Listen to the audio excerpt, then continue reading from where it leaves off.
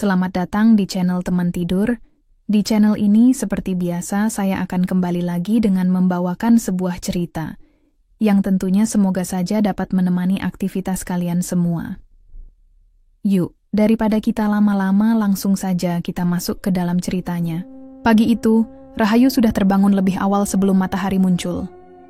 Seperti biasa, ia mengawali hari dengan berwudu, lalu duduk di beranda kecil rumahnya di Desa Kuncen. Ayahnya, Pak Haji Amin, sedang menyiapkan sarapan di dalam. Suara ketukan Al-Quran dari dalam kamar ayahnya menjadi tanda bahwa hari akan dimulai dengan doa dan ilmu. Rahayu adalah anak tunggal dari seorang guru ngaji yang cukup dihormati di desanya. Setiap hari, ia diajari berbagai ilmu tentang doa dan perlindungan dari segala mara bahaya. Bagi Rahayu, ilmu itu bukan sekadar warisan keluarga, tapi juga bekal untuk menjalani hidup di kota tempat ia bekerja. Setelah sarapan sederhana, Rahayu mengenakan pakaian kerja yang rapi. Hari ini dia akan berangkat ke rumah majikannya, Pak Harun dan istrinya, Bu Rina. Keluarga itu tinggal di sebuah perumahan mewah di pinggiran kota. Rahayu sudah bekerja di sana hampir setahun sebagai asisten rumah tangga. Di perjalanan, Rahayu melewati pasar kecil yang mulai ramai pedagang dan pembeli. Ia menyapa beberapa tetangga yang mengenalnya sejak kecil. Meski sekarang bekerja di kota, hati Rahayu tetap melekat pada desa dan ayahnya yang selalu memberinya nasihat. Sesampainya di rumah majikan, Rahayu langsung masuk ke dapur untuk membantu menyiapkan sarapan. Bu Rina sudah sibuk memeriksa daftar belanja dan jadwal kegiatan hari itu. Pak Harun baru saja pulang dari perjalanan bisnis malam sebelumnya, tampak lelah tapi tetap mencoba ramah pada Rahayu. Rahayu, tolong siapkan teh hangat dan panggang. Roti, ya. Pak Harun pasti butuh energi pagi ini. Perintah Bu Rina sambil menatap Rahayu dengan mata tajam tapi lembut. Rahayu mengangguk dan mulai bergerak cepat. Ia sudah terbiasa dengan rutinitas ini. Meski bekerja keras, ia merasa ada kedamaian tersendiri saat menjalankan tugasnya. Selama beberapa jam berikutnya, rumah itu dipenuhi aktivitas biasa. Membersihkan kamar, menyiram tanaman, dan menyiapkan makan siang. Rahayu memperhatikan interaksi antara Pak Harun dan Bu Rina, yang terlihat seperti pasangan yang sudah lama menikah. Tapi kadang ada ketegangan kecil yang tak terucap. Ketegangan itu semakin jelas saat Pak Mahdi, saudara kandung Pak Harun, datang berkunjung. Pak Mahdi adalah pria paruh baya dengan wajah yang tampak letih dan ada bekas luka lama di pipinya. Ia datang dengan maksud meminjam sejumlah uang dari keluarga Pak Harun. Di ruang tamu, pertemuan itu berlangsung dengan suasana canggung. Bu Rina, yang duduk di sofa, mendengar permintaan Pak Mahdi dengan ekspresi tidak suka. Suaranya mulai meninggi saat menanggapi. "Kamu datang lagi minta uang? Selalu saja mengandalkan kami. Kalau kau serius ingin berubah, mulai urus hidupmu sendiri," kata Bu Rina dengan nada yang dingin dan agak meledek. Pak Mahdi menunduk, wajahnya tampak tersinggung tapi tidak berkata apa-apa. Rahayu berdiri agak jauh, mengamati suasana dengan hati-hati. Ia tahu bahwa hubungan antara Bu Rina dan Pak Mahdi tidak baik sejak lama, tapi ini kali pertama ia mendengar hinaan langsung seperti itu. Setelah pertemuan itu, suasana rumah berubah menjadi tegang. Pak Harun berusaha menenangkan semua orang, tapi kata-kata Bu Rina tetap menggantung di udara seperti awan gelap yang menekan. Hari terus berjalan dengan aktivitas normal, tapi Rahayu merasa ada sesuatu yang berbeda. Ia mencoba mengalihkan pikirannya dengan mengerjakan pekerjaan rumah, tapi bayangan wajah Pak Mahdi yang terluka dan kata-kata Bu Rina terus terngiang. Sore hari, saat Rahayu membantu membersihkan ruang tamu, Pak Harun mendekat dan berbicara pelan. "Rahayu, kau anak guru ngaji kan? Kalau ada sesuatu yang aneh di sini, aku harap kau bisa mengerti dan bantu kami." Rahayu mengangguk. "Saya akan berusaha, Pak." Malam hari di rumah itu selalu sunyi dan tenang. Namun, Rahayu merasa ada tatapan dari sudut-sudut gelap ruangan. Ia teringat nasihat ayahnya untuk selalu waspada terhadap hal-hal yang tidak terlihat. Sebelum tidur, Rahayu berdoa dalam hati dan mengulang beberapa ayat yang diajarkan ayahnya. Ia yakin ilmu yang ia miliki bisa menjadi pelindung untuk dirinya dan majikan. Hari pertama di rumah majikan itu berakhir dengan rasa campur aduk. Rahayu merasa diterima tapi juga waspada. Ia sadar, perjalanan yang akan ia jalani tidak akan mudah, terutama ketika urusan keluarga majikan mulai menunjukkan sisi gelap yang tersembunyi di balik kemewahan rumah itu. Beberapa hari setelah kejadian di ruang tamu, suasana rumah Pak Harun berubah. Hal-hal aneh mulai terjadi secara bertahap. Awalnya, hanya suara langkah kaki yang terdengar di malam hari, padahal seluruh anggota keluarga sudah tidur. Rahayu yang sedang membersihkan kamar terkejut saat mendengar suara itu. "Siapa itu?" bisiknya pelan sambil menoleh ke sudut gelap ruangan. Tidak ada siapa-siapa di sana. Ia berusaha tenang dan melanjutkan tugasnya. Hari berikutnya, ketika Rahayu menyiram tanaman di teras, sebuah vas bunga tiba-tiba jatuh dan pecah sendiri. Suara pecahan keramik menggema di seluruh halaman. Rahayu terdiam, memperhatikan pecahan vas itu sejenak, lalu mengumpulkannya dengan hati-hati. Ini sudah mulai, pikirnya. Ia mulai merasa beban di rumah itu, bukan hanya soal perselisihan manusia, tapi ada sesuatu yang lebih gelap. Malam itu, saat Rahayu pulang ke rumah orang tuanya, ia menceritakan kejadian aneh itu kepada ayahnya. Pak Haji Amin mendengarkan dengan seksama, lalu mengingatkan, "Anakku, ilmu yang kau pelajari bukan untuk dipakai sembarangan. Jika ada gangguan seperti itu, kau harus tetap tenang dan hati-hati. Jangan sampai emosi menguasai." Rahayu mengangguk, memahami peringatan ayahnya. Ia juga bertanya apakah ayahnya bisa membantunya mengusir gangguan itu bila semakin parah. Pak Haji Amin tersenyum kecil. "Insya Allah, bila kau butuh, aku akan datang membantu. Tapi ingat, yang paling penting adalah niat dan keteguhan hatimu." Keesokan harinya, di rumah majikan, suasana semakin tegang.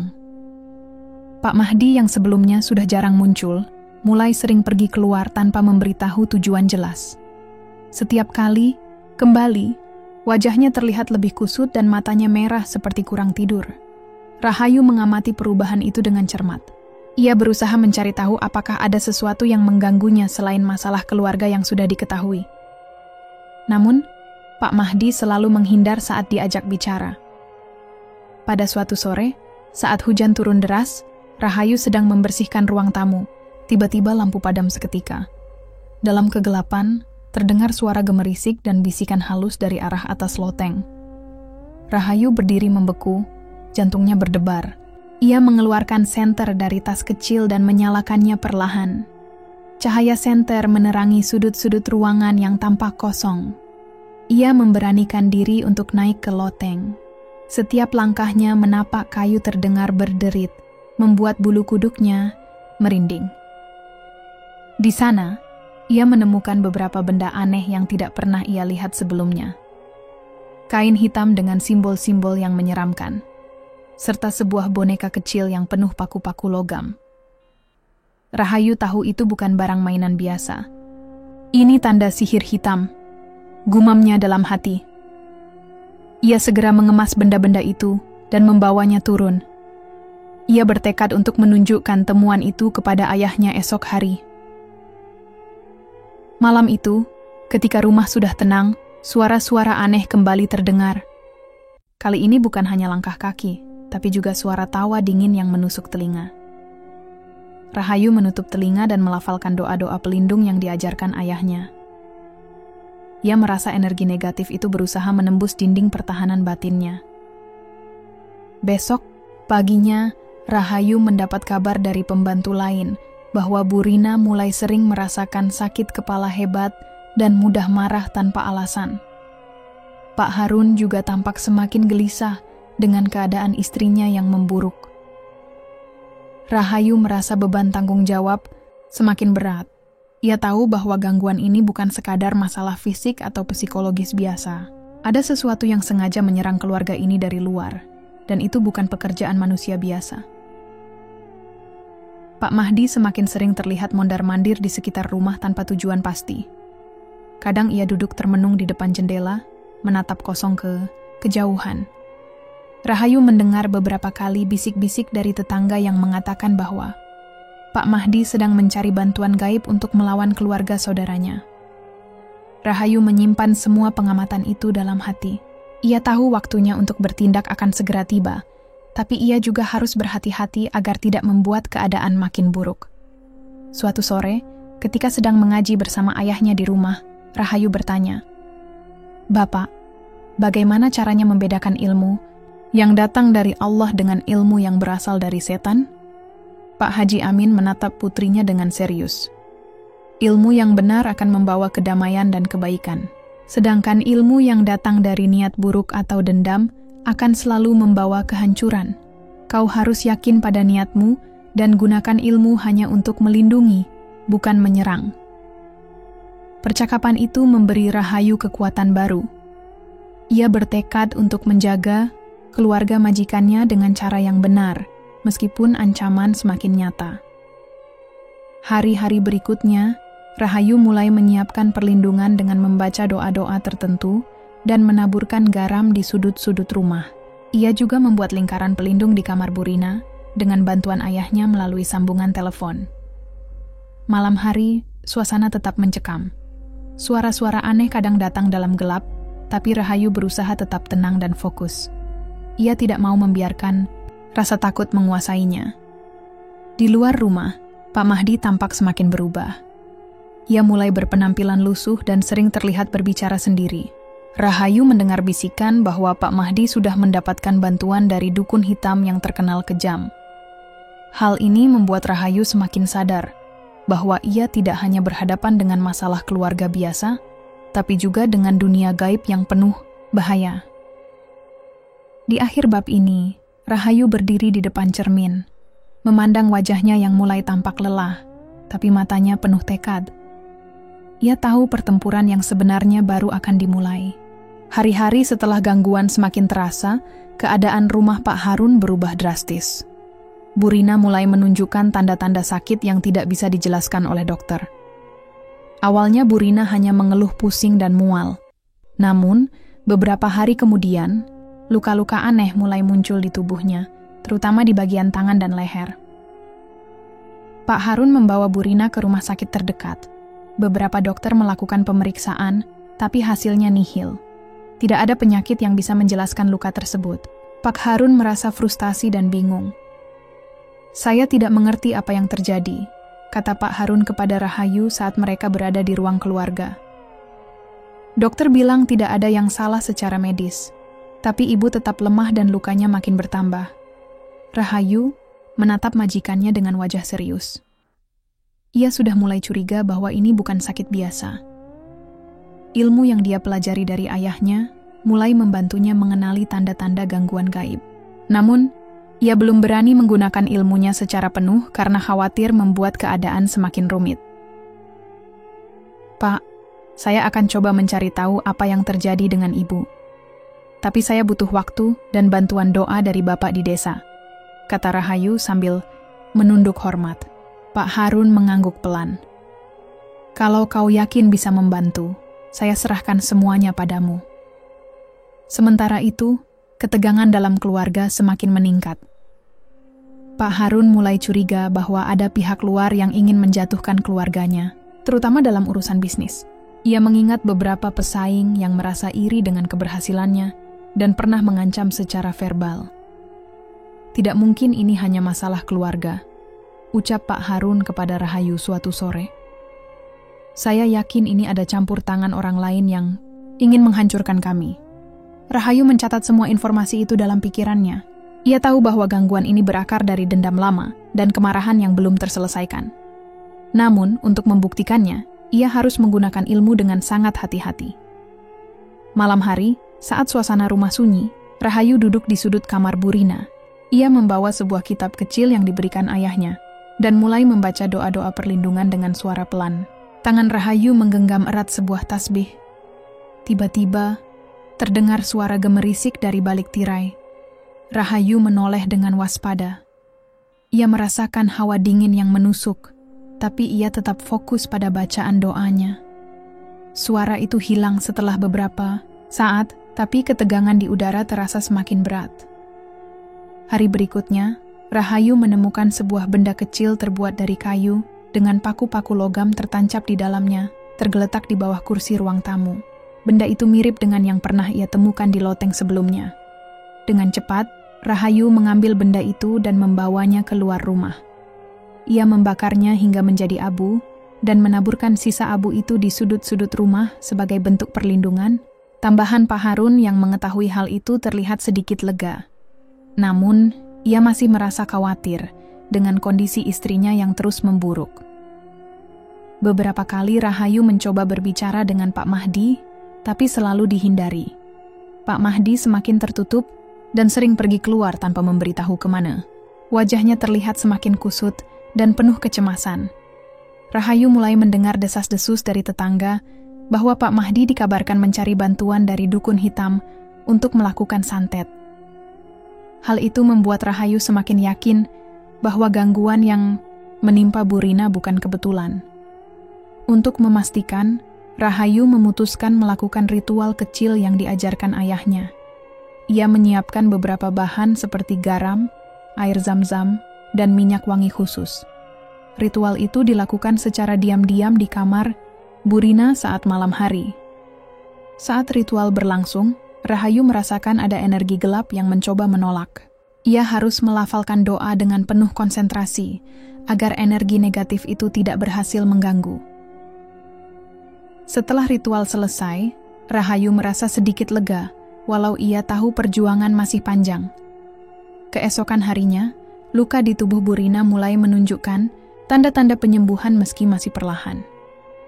Pak Harun mulai percaya bahwa ada sesuatu yang lebih besar dari sekedar masalah kesehatan biasa.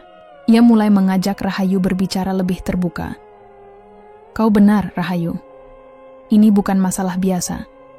Aku takut kalau masalah ini makin besar dan tidak bisa kita tangani sendiri." Rahayu mengangguk. "Saya akan terus berusaha membantu, Pak. Saya juga akan minta ayah saya datang ke sini jika keadaan makin parah." Hari-hari selanjutnya, Rahayu terus memantau kondisi Bu Rina dan melakukan doa serta perlindungan sesuai kemampuan. Ia juga terus mengamati tingkah Pak Mahdi yang semakin mencurigakan.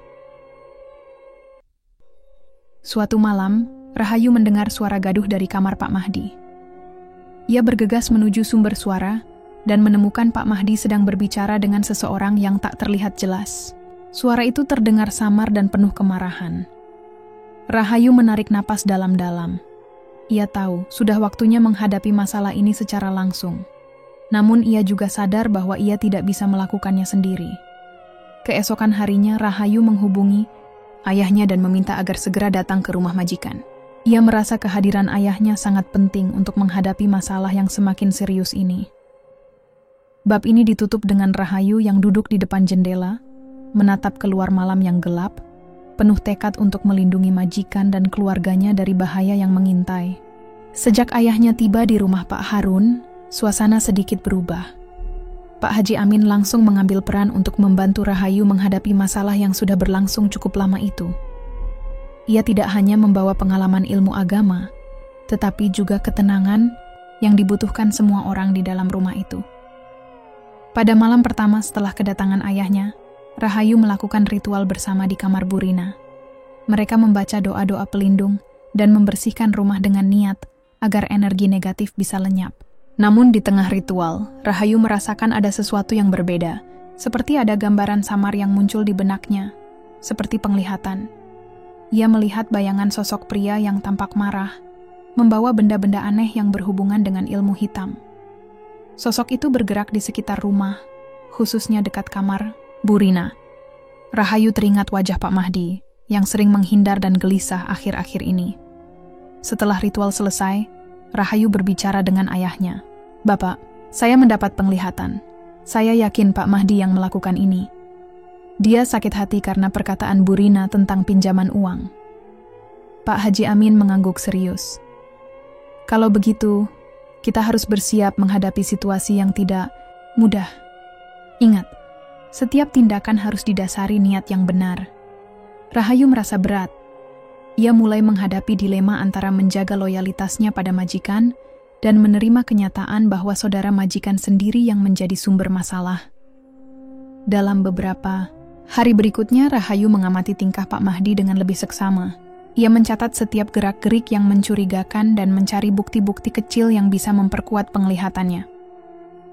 Pak Harun mulai curiga ada sesuatu yang disembunyikan oleh Pak Mahdi. Ia pun mengajak saudara-saudaranya untuk bicara jujur.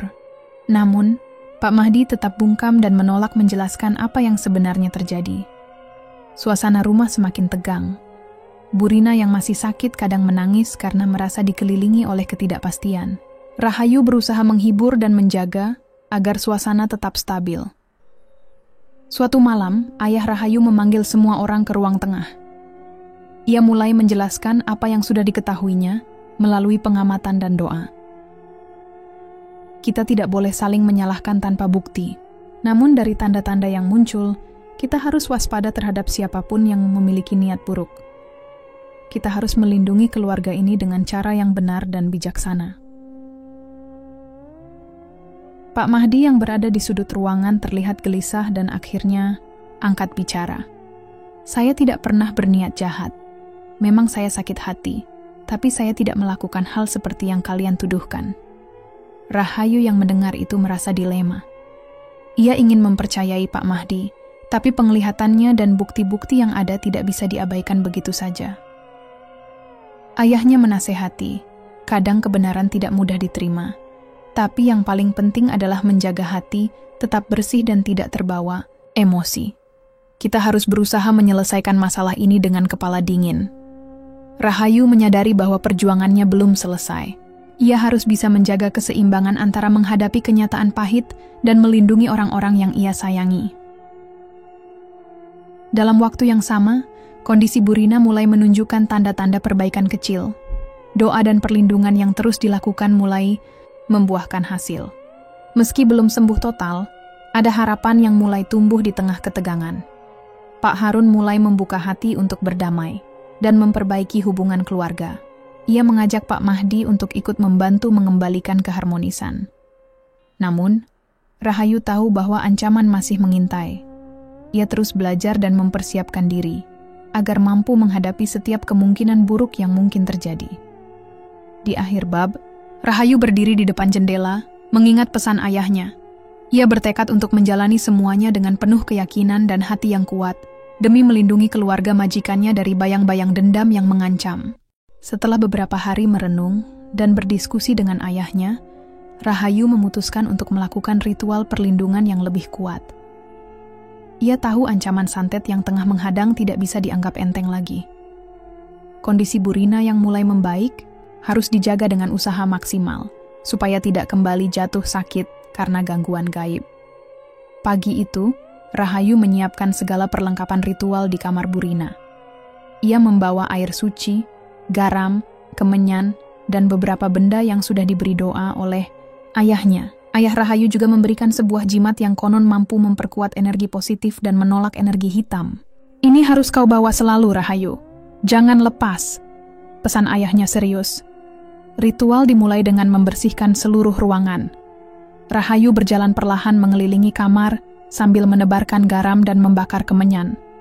Aroma khas itu memenuhi udara, seolah membawa udara segar ke dalam rumah yang selama ini terasa berat. Ia mulai membaca ayat-ayat suci dari kitab yang dipelajarinya sejak kecil. Suaranya tenang, namun penuh keyakinan. Rahayu merasakan ada energi yang berbeda ketika doa-doa itu keluar dari mulutnya. Seolah ada pertempuran tak terlihat antara kekuatan baik dan jahat.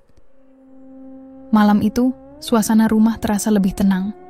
Namun, ketenangan itu hanya bertahan sesaat. Tak lama kemudian, terdengar suara aneh dari luar rumah. Seperti ada orang yang berjalan pelan di sekitar pekarangan. Rahayu membuka jendela dan menatap keluar, tapi tidak tampak siapapun.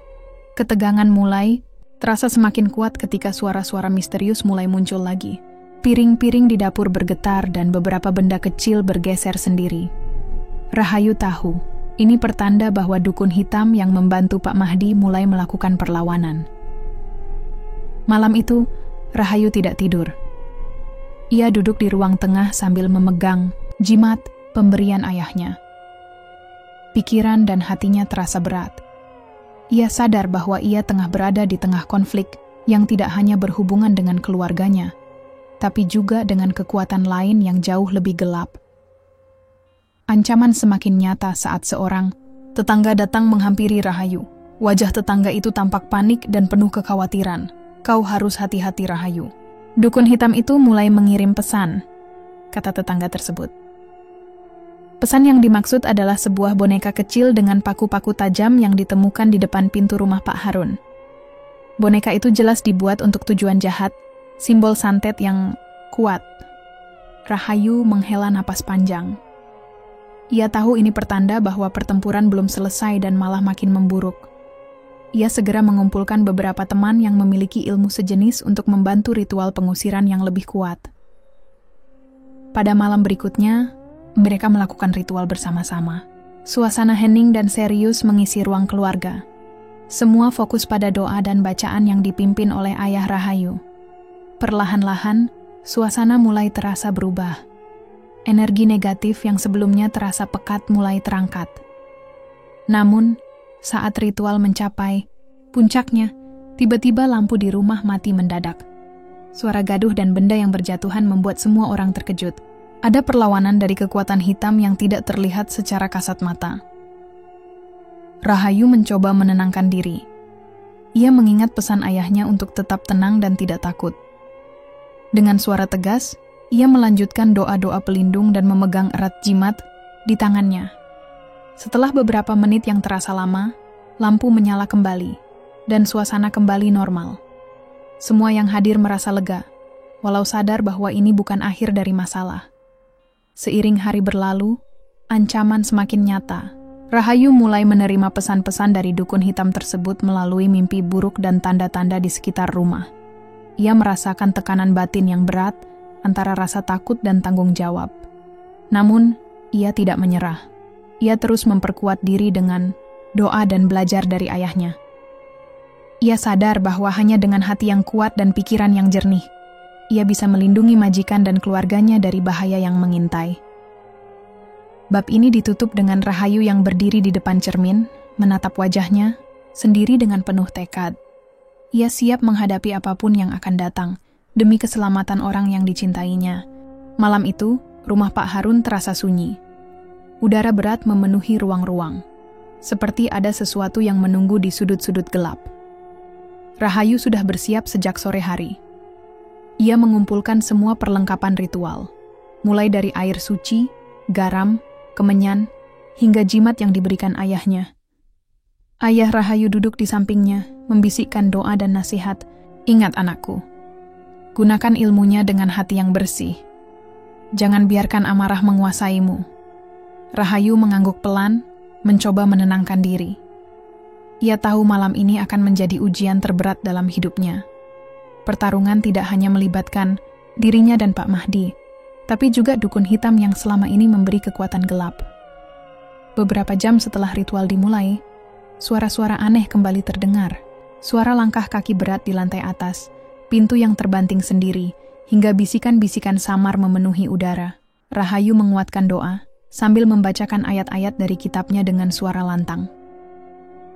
Tiba-tiba, bayangan gelap muncul di pojok ruangan. Bentuknya tak jelas, namun terasa sangat menakutkan. Rahayu berdiri tegak, menatap bayangan itu dengan penuh keberanian. "Pergilah, rumah ini terlindungi," suaranya tegas. Bayangan itu tampak bergerak menyerang, tapi Rahayu melemparkan segenggam garam ke arahnya. Bayangan itu menjerit, kemudian menghilang dalam kabut hitam. Namun, ketenangan itu tidak berlangsung lama. Dari balik pintu masuk, sosok Pak Mahdi muncul. Wajahnya terlihat lelah dan penuh amarah. "Rahayu, kau tidak mengerti apa yang aku lakukan. Ini semua demi keluarga," katanya dengan suara parau. Rahayu menggeleng. "Melukai orang lain bukan cara menyelesaikan masalah, Pak Mahdi. Kau harus berhenti." Pak Mahdi mengangkat tangan, mencoba menyerang dengan tangan kosong. Rahayu menghindar dan mulai membaca doa-doa pelindung dengan lebih cepat. Ia mengayunkan kemenyan yang membara, menciptakan lingkaran cahaya di sekelilingnya. Pertarungan itu bukan hanya fisik, tapi juga spiritual. Kedua belah pihak menggunakan kekuatan yang mereka miliki. Pak Mahdi yang dibantu dukun hitam melancarkan serangan-serangan gaib, sementara Rahayu bertahan dengan ilmu yang diwariskan ayahnya. Dalam keadaan genting itu, Rahayu merasakan lelah yang luar biasa. Energinya hampir habis. Namun, ia ingat pesan ayahnya tentang pengorbanan dan keyakinan. Dengan suara yang mulai gemetar, Rahayu melantunkan doa yang paling kuat yang pernah ia pelajari. Doa itu mengalir dari dalam hati, membawa kekuatan yang tidak hanya berasal dari ilmu, tapi juga dari niat tulus melindungi orang yang dicintainya. Serangan-serangan gelap mulai melemah. Pak Mahdi dan bayangan dukun hitam terlihat semakin goyah. Di saat yang sama, sebuah pengakuan keluar dari mulut Pak Mahdi. Aku tidak pernah ingin menyakiti siapapun. Semua ini karena aku merasa terpinggirkan, diperlakukan tidak adil oleh keluargaku sendiri. Aku hanya ingin diakui, ucapnya dengan suara penuh penyesalan. Rahayu menatapnya dengan campuran rasa iba dan tegas. Kalau memang kau merasa tersakiti, itu bukan alasan untuk membalas dengan kebencian.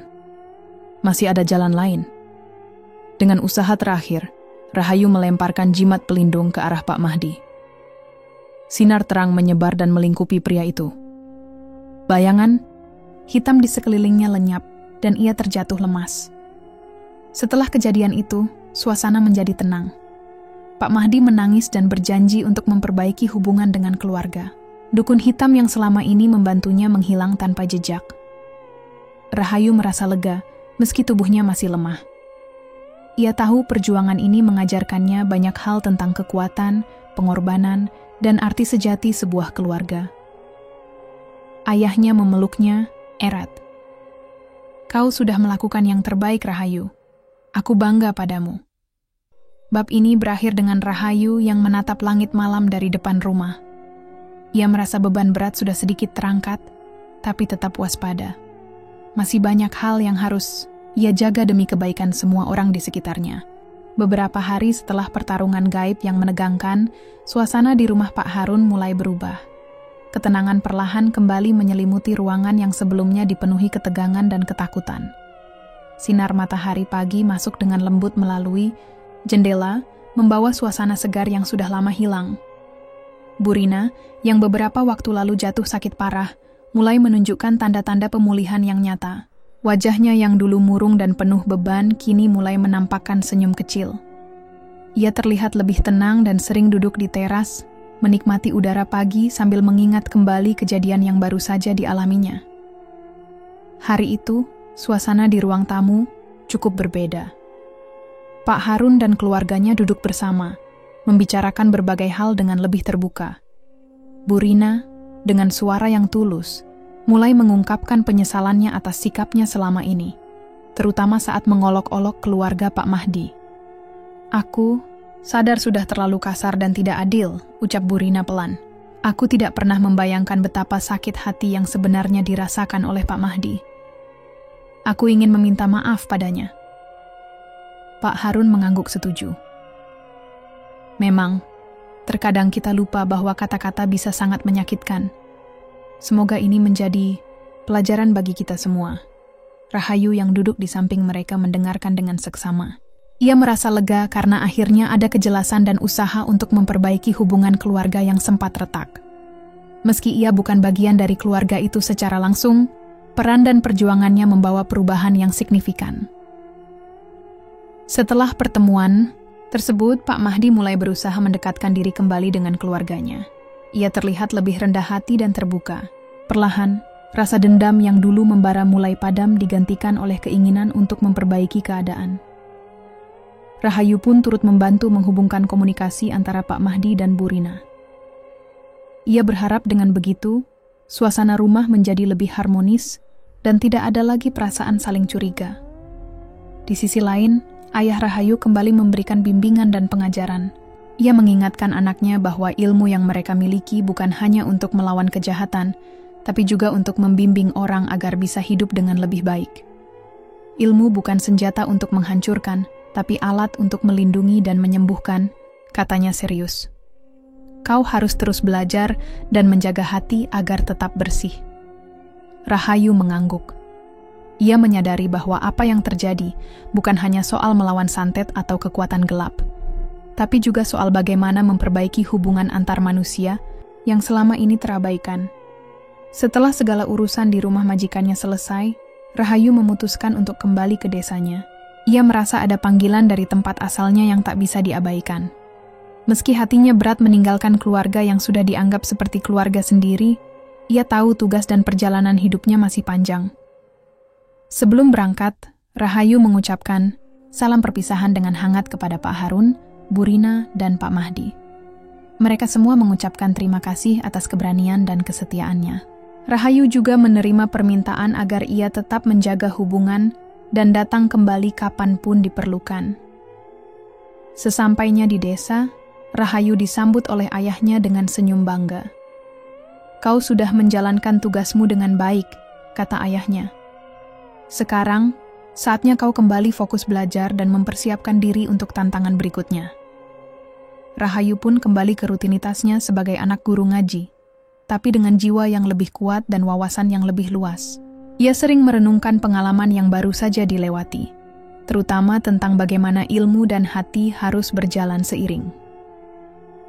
Pelajaran tentang dosa dan kesalahan orang lain, serta bagaimana pengampunan bisa membawa kedamaian, menjadi bagian penting dalam pemikirannya. Ia berjanji pada dirinya sendiri untuk terus mengasah ilmu dan membantu siapapun yang membutuhkan dengan cara yang benar. Ketenangan yang dirasakan Rahayu kini berbeda dari sebelumnya. Ia tahu bahwa dunia ini penuh dengan tantangan dan kadang kegelapan datang dari tempat yang tak terduga. Tapi ia juga yakin, selama ada niat baik dan ilmu yang benar, cahaya akan selalu bisa menerangi jalan. Cerita ini ditutup dengan Rahayu yang duduk di depan rumahnya di desa, memandang langit sore yang mulai berubah warna. Ia tersenyum kecil, merasa damai sekaligus siap menjalani hari-hari ke depan dengan semangat baru.